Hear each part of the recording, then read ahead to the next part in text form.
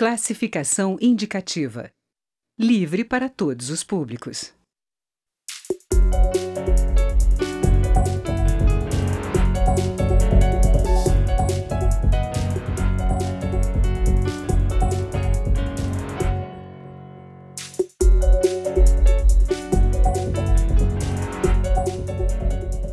Olá! As eleições deste ano terão nova regra para as candidaturas femininas. De acordo com a Justiça Eleitoral, agora os partidos terão que repassar para as candidatas no mínimo 30% dos recursos do Fundo de Financiamento de Campanha, o que dá uns 515 milhões de reais do Fundo Eleitoral de 2018. Além disso, a propaganda eleitoral gratuita, no rádio e na TV, também deverá obedecer à proporção dos candidatos, reservando o mínimo de 30% do tempo para as mulheres. E nesta edição do Câmara Debate, nós vamos conversar sobre as regras eleitorais com as deputadas Tia Heron, do PRB da Bahia, e Eda Crucius, do PSDB do Rio Grande do Sul. O Câmara Debate é uma produção da rádio e da TV Câmara. Bom, bem-vinda, deputadas, para a gente conversar com um assunto que realmente está merecendo, está precisando ser muito debatido, né?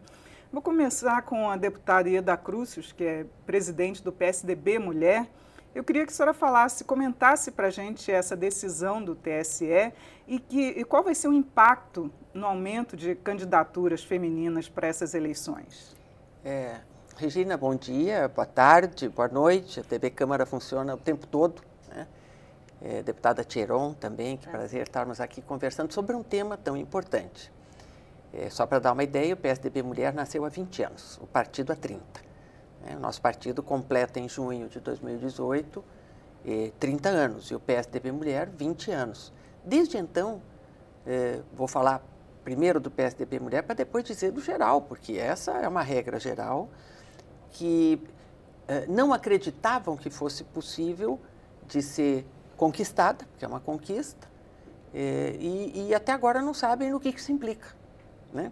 Vou falar pelo PSDB Mulher e pelo que eu conheço do movimento de mulheres geral. Então, o PSDB Mulher, ele desde a sua fundação prepara mulheres para a política, ele dá cursos a partir do fundo partidário, né? E a partir da lei de 95 e depois 97, 5% do fundo partidário vai para a preparação de mulheres para a política, além do instituto que a gente tem e que outros partidos têm também. E desde então a gente faz cursos de preparação para eleições e faz cursos depois das eleitas, né? Então, já é uma tradição para nós, a gente faz junto com a Fundação Konrad Adenauer, que é a fundação do partido da Angela Merkel, a gente tem essa relação há muito tempo, né? Então, nós temos pessoas preparadas, mulheres, para atenderem aos 30%, que é, por lei, o que deve ter na hora da eleição em candidatas mulheres do todo. Por que não temos 30% de mulheres? Aí essa pergunta, e uma das razões é porque a vida interna dos partidos não se prepara para atender a uma demanda da sociedade, que é uma pauta que mude a sociedade. E ela, com as deputadas e senadoras e governadoras e vice-governadoras e presidentes mulheres, né, elas deveriam fazer essa mudança. Então, numa consulta feita ao Supremo e depois ao Tribunal Superior Eleitoral, mas se tem 30% das candidatas ou dos candidatos todos que devam ser mulheres, por que não tem 30% do fundo partidário, eleitoral e de televisão? Então, a decisão de maio nos leva a ter os 30% do fundo partidário, do fundo eleitoral e do tempo de televisão. E nos traz uma responsabilidade, que é eleger mais mulheres e, elegendo mais mulheres, mudar a pauta da política que não está agradando a grande maioria da população brasileira. Claro, e deputada Tia Heron, o seu partido é praticamente recente, né, na vida política e vocês já conseguiram colocar até 2 deputadas federais e tem uma bancada feminina também nos estados. Eu queria que a senhora falasse para a gente dessa experiência e também da expectativa quanto ao aumento, né, do número de candidatas para as próximas eleições.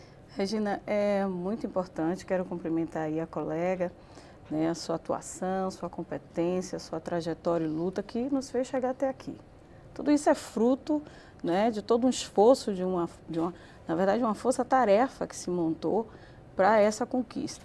Eu penso que nesse momento, tanto a bancada como o Congresso e a nação, né? Hoje ela tem a chancela do TSE, né? E lá a gente vai carregar esse crachá de competentes, porque fizemos o nosso dever de casa. E o que é esse dever de casa? Tá? Como presidente estadual na Bahia, né, que é um estado majoritariamente de negros, uma cidade como Salvador, que é a capital, né, você chega lá e você procura essa mulher negra que está lá dentro do núcleo duro dessa sociedade, mas que não reflete na Casa Legislativa. Então, essa medida, ela mexeu na estrutura dos partidos, porque era a única forma de virar a chave. Não tinha outra forma. Os presidentes homens, para que nos colocassem na mesa de negociação, para que tivéssemos voz, né, para que tivéssemos fala, para que pudéssemos, inclusive, defender e trazer as nossas especificidades, isso era apenas aquele preenchimento mesmo de cota, né? Foi uma medida importante, por isso nós estamos aqui, por isso hoje o Congresso tem a maior bancada, né? Ele nasceu com 54, hoje ele faz uma mudança, ele tem uma dinâmicazinha aí, mas nós nascemos com 54, fruto dessa cota.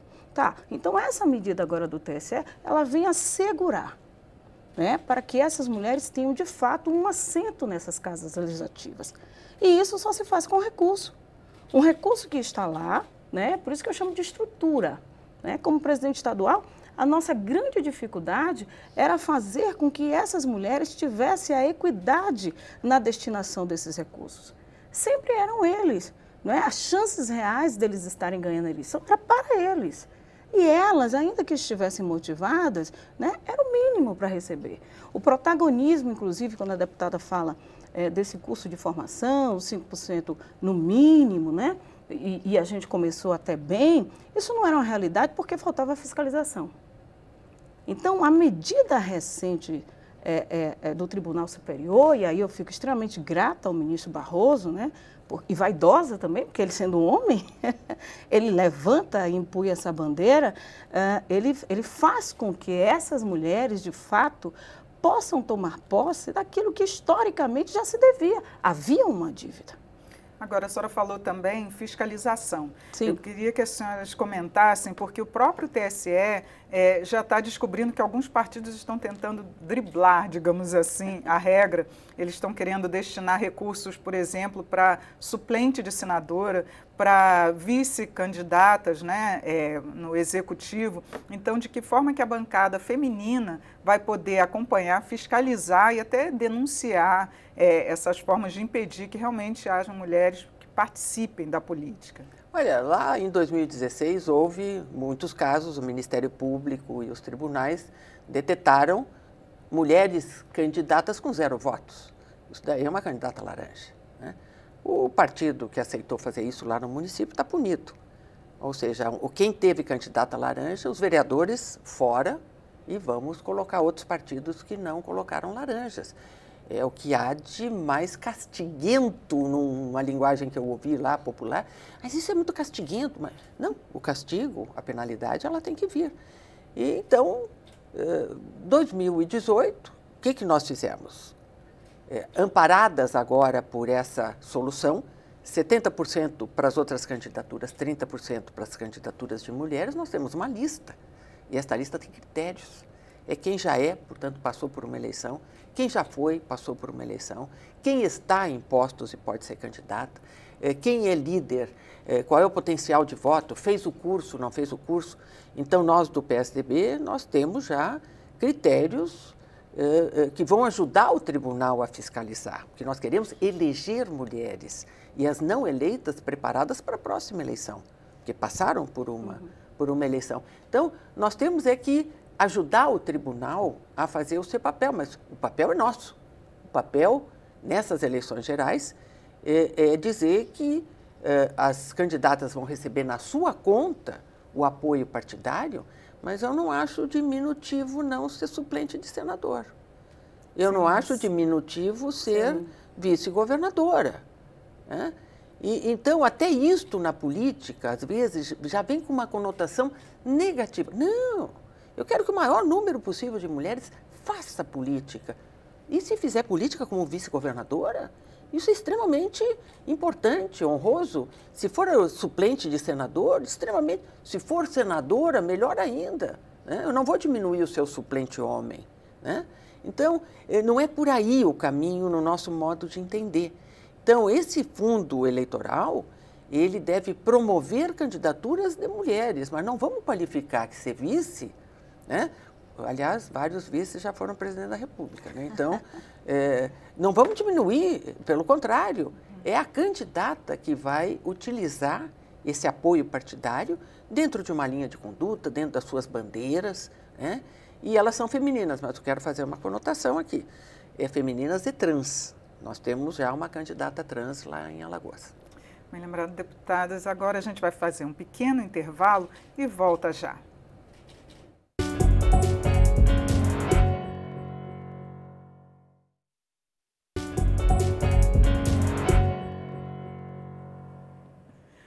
O Câmara Debate está de volta. Nós estamos conversando sobre as novas regras eleitorais com as deputadas Tia Heron, do PRB da Bahia, e Eda Crucius, do PSDB do Rio Grande do Sul. Bom, deputada Tia Heron, eu queria que a senhora falasse um pouco também sobre como está o humor dos deputados e deputadas, né, depois dessa decisão. Será que a bancada feminina estava preparada para realmente assumir esses recursos, esse tempo na TV? Olha, seguramente. E quebra aí um mito de dizer que mulher não vota em mulher, que ela não quer disputar, que ela não quer saber de política. Tudo isso é mito. Se você pegar os dados, por exemplo, e comparar o Brasil com a França e até com o próprio Estados Unidos, você vê que o Brasil, e aí com o advento da presidente Dilma Rousseff, você vê que superou a própria França e superou os Estados Unidos. Tá? Só perdeu para um desses países no continente africano, salvo engano, Angola, que você ali tem uma realidade de equidade, tá? Isso são dados, tá? Mas a bancada já estava se preparando quando propôs um projeto, né, em 2016, que esse projeto versava, a deputada Eda já buscou trazer aqui, deu uma pincelada nesse tema, que era estabelecer essas cotas, né? Mas aí talvez o Congresso olhou e disse, não, elas não vão tão longe assim, até porque elas não querem isso. Inclusive uma cota para a mesa do Congresso. Para a mesa, né, do do Congresso, sim, uma cota que viesse realmente contemplar a atuação dessas mulheres, que abrisse esse espaço, porque a mulher precisa estar nesse espaço de poder, é isso que ela quer. Por conta das questões que são pertinentes a elas e que precisam ser discutidas. Então, as mulheres que nos assistem agora, que é uma mãe de família, que é uma trabalhadora, que está ali chefiando o seu lar, ela precisa entender que nós que estamos aqui somos a voz dela em todas as questões, quer seja de saúde, quer seja de mercado de trabalho, de formação, etc. Então, essa é uma política que só nós mesmos poderíamos falar. Agora, o mais interessante é que essa política, deputada Eda, ela traz também a diversidade. Né? Talvez aí a bancada feminina precise realmente dar um pouco mais de atenção a ela. Agora, quando você me pergunta quanto ao humor dos deputados, a gente precisa fazer um recorte e lembrar do humor dos presidentes. Porque você pôs o dedo na ferida. Então, não é só uma questão de humor, é uma questão de preocupação. Como é que eles vão fazer?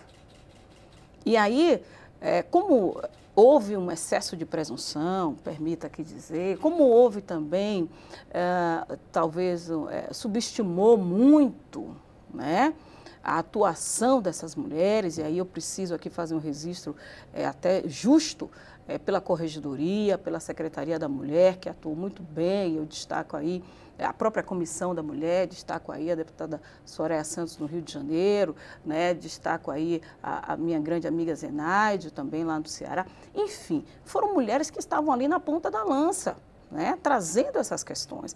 Então, não é apenas uma questão de humor, é uma questão agora de parar e saber como é que vai fazer, de fato, a garantia desse recurso aplicado na campanha de 2018 para essas mulheres. Inclusive, eu queria até que a senhora comentasse assim, qual é a maior dificuldade que os partidos encontram de atrair as mulheres. porque é difícil, né? O que a gente mais ouve falar, que as mulheres às vezes não acreditam, que elas têm que deixar a família para cuidar da política. Como que o partido consegue atrair essas mulheres? Olha, o mais importante é eles não barrarem. Existem barreiras à mulher fazer política, né? Primeiro é colocando sobre ela tudo que ela já faz e mais fazer política sem patrocínio partidário, né? Uma das coisas que espanta a presença de mulheres nos partidos é a maneira pela qual vai se reproduzindo que são os homens que levam a diretiva e que dão a pauta. Então, a primeira coisa não barrem, em primeiro lugar. Agora, atrair as mulheres, isso depende de cada partido. Hoje os partidos estão desacreditados porque a população não enxerga muito bem o que um quer, o que o outro quer, qual é a linha de conduta, a ideologia, né? Então, atrair mais mulheres é no cotidiano. Quem é a liderança que, quando chega a campanha municipal, por exemplo, eu garanto a ela que ela pode deixar algumas funções, inclusive de cabeça de casal, com filhos para cuidar dentro de casa. Bom, a primeira coisa, eu garanto a esta mulher, que é uma liderança, que o partido vai dar valor a ela e vai querer que ela capte os votos que ela é capaz de captar e tenha o mandato. Mas, em segundo lugar, quando ela vier, ela sabe direitinho que ela tem que defender uma política de creches, ela tem que defender uma política contra a violência, ela tem que defender. Agora, a Secretaria da Mulher e a Comissão de Direitos da Mulher conseguiu um projeto junto ao IBGE que ele vai calcular o PIB da vassoura. O que é o PIB da vassoura? É o que normalmente as mulheres fazem e não são remuneradas para isso, né? Raramente um homem faz alguma coisa sem remuneração, mas é a tradição histórica de uma sociedade cuja cultura acha que a mulher, ela em tudo tem que ser voluntária. Que história é essa de querer ganhar pelo trabalho que faz? Então, daqui a pouquinho, quem sabe o ano que vem, nós vamos ter o cálculo do que a gente chama de economia do cuidado. É a mulher que cuida em casa, é o PIB da vassoura, que é Então, isso é trabalho da Secretaria da Mulher, da Comissão Mista de Defesa dos Direitos da Mulher, de tal maneira que essa remuneração aconteça. Eu vou falar num tema polêmico, por exemplo. Nós fizemos a reforma trabalhista no ano passado. Ela não é entendida no seu total porque precisa de tempo. Qual é o item da reforma trabalhista que mais me permitiu defendê-la? É que você pode trabalhar em casa, com carteira assinada e com os direitos. Isso melhora a vida, principalmente das mulheres, que são elas que cuidam da casa. Não, é muito grande. Tudo que a gente faz aqui no Congresso Nacional é pouco levado ao cotidiano de uma telinha de televisão, porque interessa e vende-se escândalo, né?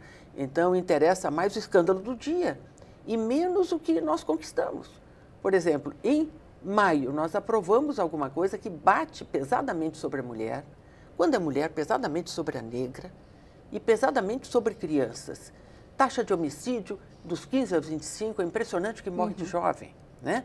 E principalmente jovem negro, né? Porque a sociedade não está justa o suficiente para isso. Nós aprovamos o Sistema Único de Segurança Pública. Quem conhece o SUS, tem o SUS em cada município. Nós queremos segurança pública em cada município. Isso é uma revolução. E nós vamos estruturar organicamente o SUSP, né? Isto melhora a vida da mulher e ela que defende exatamente um conjunto de projetos que vai melhorar a vida da sociedade inteira, não apenas da mulher, mas pelo que ela carrega de injustiça, ela carrega pesadamente como sofredora da violência atual. Eu queria que a senhora falasse também um pouco sobre o partido da senhora, se realmente eles já estão preparados para atrair mais candidatas e de que forma que as comunidades, no caso, podem tomar conhecimento mais disso, porque às vezes essas notícias não chegam às pessoas, às mulheres que são líderes comunitárias, né, que estão lá no dia a dia realmente atraindo as pessoas de uma forma política, né, mas não sabem dessa facilidade a mais que surgiu para se candidatarem. Não é isso? É verdade, elas podem até estar nos assistindo agora e fazendo aquela velha pergunta, mas para que tudo isso? Né? A deputada já respondeu aqui, em sua defesa e principalmente para garantir esse direito. A mulher já passou muito tempo tendo que olhar para baixo, sem ter direito de escolher os seus maridos, sem ter direito de estudar, sem ter direito de votar. Então, isso é uma sequência e tendência também para a garantia desses direitos e, sobretudo, assegurá-los. Eu tenho e costumo andar muito na comunidade e, por incrível que pareça, esse tipo de informação não chega para ela. Enquanto que essas mulheres são líderes nata, né? Porque elas já começam, de fato, a atuar. Né? Onde elas são forjadas é dentro desse núcleo duro que é a casa e que é o lar. Né? Então, é muito diferente da atuação e do papel desse pai, enquanto homem. Né? De modo que, se o partido hoje financia, precisa falar de forma clara, financia, vai colocar recurso em cima dessa liderança, ela pode se tornar, sim, uma candidata em potencial com chances reais de ter ali um assento na Casa Legislativa. Mas isso é preciso se fazer audiências públicas. Isso é preciso que chegue às câmaras municipais, que a representação ainda é muito baixa. Né? Isso é importante que o Poder Executivo esteja regulamentando, esteja fortalecendo, que os meios de comunicação estejam falando mais. A gente tem ouvido ainda muito pouco, talvez não estejam conseguindo dominar essa pauta e esse assunto. E olhe que nós já estamos às vésperas das eleições. Então, o Partido Republicano Brasileiro, na pessoa inclusive do presidente Marcos Pereira, eu fico dizendo a ele o tempo todo, olha, eu nunca conheci um presidente tão feminista e tão voltado, né, tão devotado para essa causa quanto ele. Então, é um grande descobridor de talentos. Eu digo também que ele deu uma das maiores contribuições a esse Congresso, mais de qualquer outro partido, permita aqui, viu, minha nobre deputada? Porque vamos disputar o que vem aí, mas tudo bem, eu quero ouvir. Porque ele trouxe aquilo que tem de essência dessa sociedade. Né? Porque essa sociedade precisa também ter uma consciência que ela é desigual.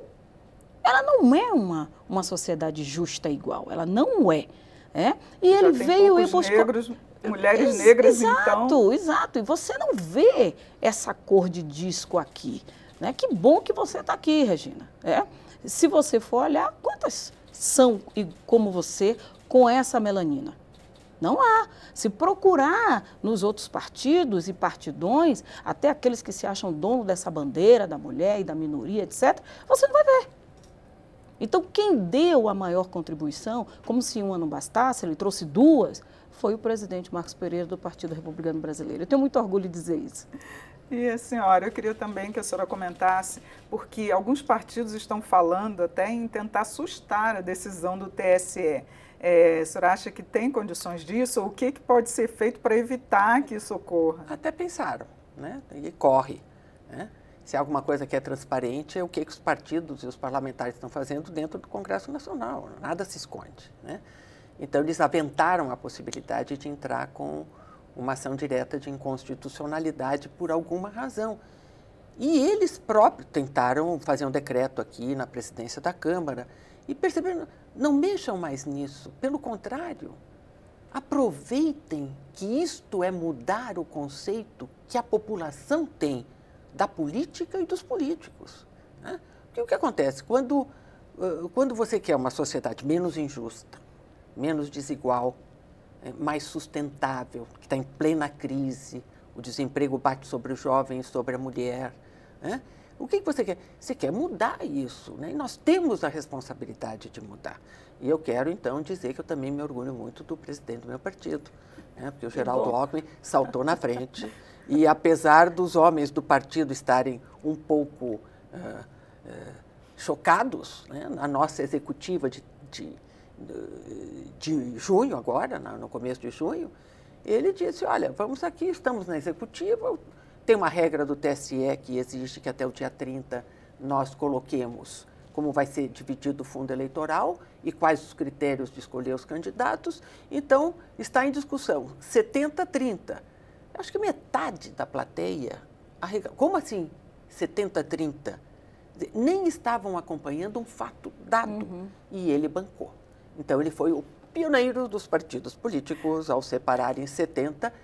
Mas nós estamos fazendo o plano de governo relativo às políticas públicas em geral, com um recorte muito especial para a mulher. E vamos pagar por ele, pela elaboração do plano e pelo tempo de televisão, porque agora nós temos os recursos para assumir nossa responsabilidade. Deputados, eu só tenho mais um minutinho, mas eu queria uma resposta das duas.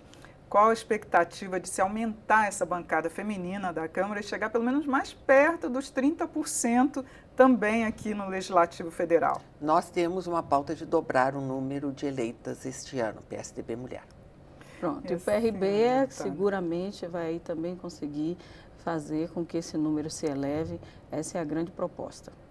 Deputadas, muito obrigada por discutir esse tema aqui tão importante com a gente. Maior prazer, Regina. O Câmara Debate termina aqui. E hoje nós conversamos sobre as novas regras eleitorais com as deputadas Tia Heron, do PRB da Bahia, e Eda Cruzes, do PSDB do Rio Grande do Sul. Você pode rever esta e as outras edições em nossa página na internet ou no YouTube. E você também pode opinar sobre este e muitos outros temas.